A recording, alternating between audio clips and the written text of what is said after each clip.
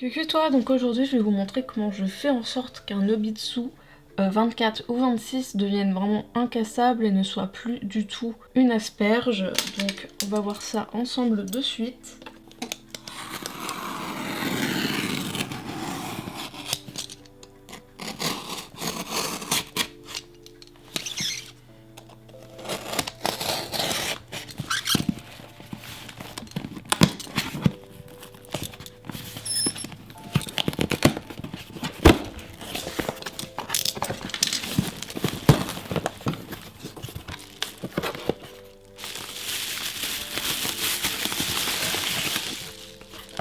Donc voici le corps.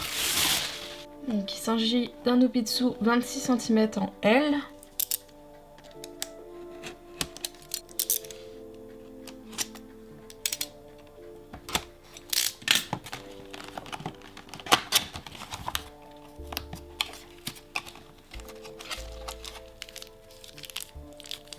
Donc comme d'hab, les jeux de main et les embouts, ainsi que les rondelles.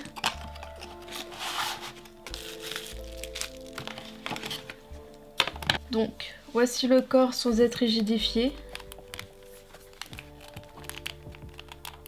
Donc ça bouge énormément ici. Donc, voilà. Donc pour ce faire, c'est quelque chose d'extrêmement simple. Il vous suffit de trouver des parties d'Obitsu 27 parce qu'on va tout simplement utiliser donc le squelette interne. Donc le squelette interne de ces Obitsu là.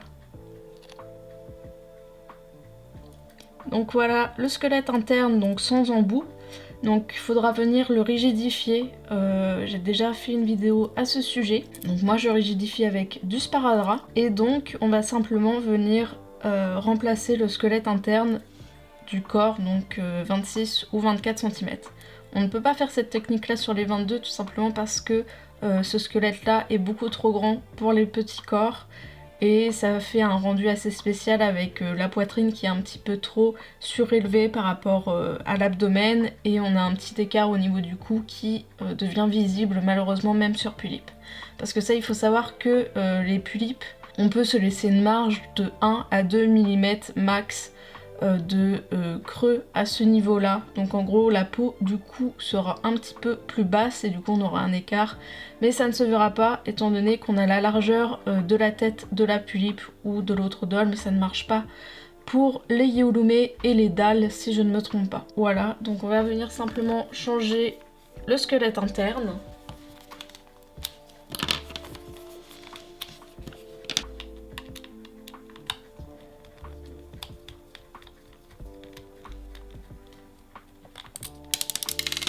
Donc ce qui est important également, c'est de ne pas mettre directement l'embout pour l'instant, sinon ça ne pourra pas passer au niveau du cou.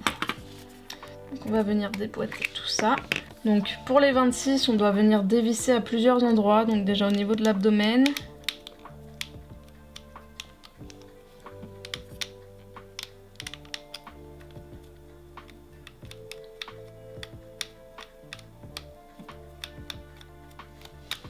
Voilà. Donc ce sont vraiment des toutes petites vis, genre minuscules, mais qui sont extrêmement pénibles parce que sans ça on ne peut pas déboîter.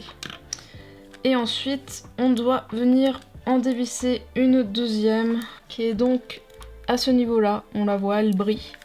Donc on va venir la dévisser.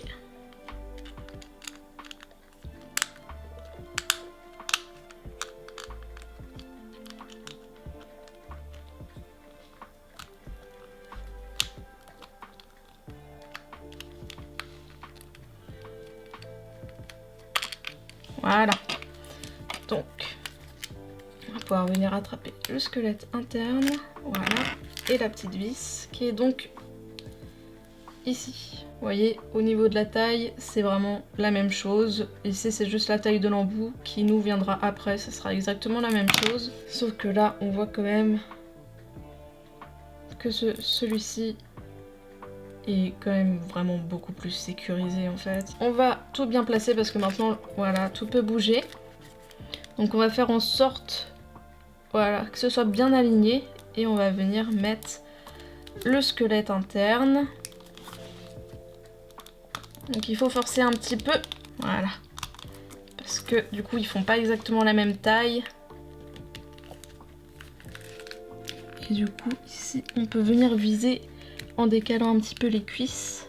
Donc ça y est, c'est fixé à l'intérieur, donc faut pas hésiter à mettre un petit bout de sparadrap à l'embout du squelette interne du 27 parce qu'en fait, si vous voyez ça, c'est un petit peu plus épais que du coup le squelette du 27. Donc voilà, donc c'est l'étape un peu chiante hein, ce moment-là, parce que clairement, faut réussir à viser, etc.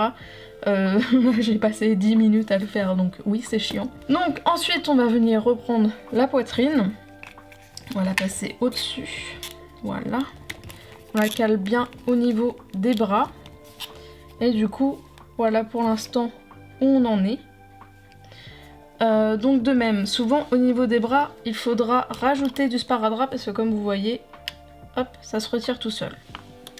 Donc, on va venir mettre du sparadrap, mais un assez fin. Parce que ça sert à rien d'en mettre un assez épais, après ça risque de ne plus passer. Donc je vais vous montrer comment je fais pour que ça ne pose pas de problème. Donc vous allez couper un petit bout de sparadrap. Et en fait, au lieu de faire le tour, on va venir le positionner comme ceci. Voilà. Et on fait bien le tour. Voilà. Et en fait, cette méthode-là, ça permet que le sparadrap ne parte pas, en fait, quand vous la mettez ou quand vous retirez le bras. Donc on va faire la même chose. Donc, on prend un petit carré de sparadrap assez fin. On vient le placer comme ça. Et on vient le coller. Voilà. Du coup, il faut bien aligner tout correctement. Voilà. Donc nous voilà à cette étape. Et ensuite, c'est maintenant qu'on va pouvoir venir ajouter l'embout. Donc un embout d'Obitsu 27 bien entendu. On ne peut pas y ajouter l'embout des 26, 24, etc. simplement parce qu'ils ne sont pas du tout compatibles. Et de toute façon, c'est pas des embouts que je conseille pour les dolls, c'est vraiment extrêmement fragile. Et du coup, voilà ce que ça donne. Donc nous avons un Obitsu complètement rigidifié. Il grince un peu au niveau des cuisses, désolé. Mais du coup, voilà. Et donc au niveau du cou, comme je disais tout à l'heure, là, il n'y a vraiment aucun décalage. Donc je parle par rapport, vous voyez, la peau qui descend ou quoi que ce soit. Et comme je disais, on peut aller 1 à 2 mm de décalé, ça pose pas de problème pour les pulipes assimilés. Enfin pour les pulipes, taillants, gizoul, le reste non. Yaourloumé ça marche pas du tout. Après les dalles je peux pas dire, mais les bioul aussi je pense que ça ne marche pas. Mais du coup voilà. Donc ensuite il vous suffira de le poser normalement comme tous les Obitsu. Vous le mettez juste à l'intérieur de la tête de votre doll. S'il y a besoin de rigidifier, vous venez placer voilà, sous l'embout du sparadrap. Puis bah voilà, vous faites votre vie et puis vous avez un Obitsu complètement rigidifié quoi. Du coup voilà.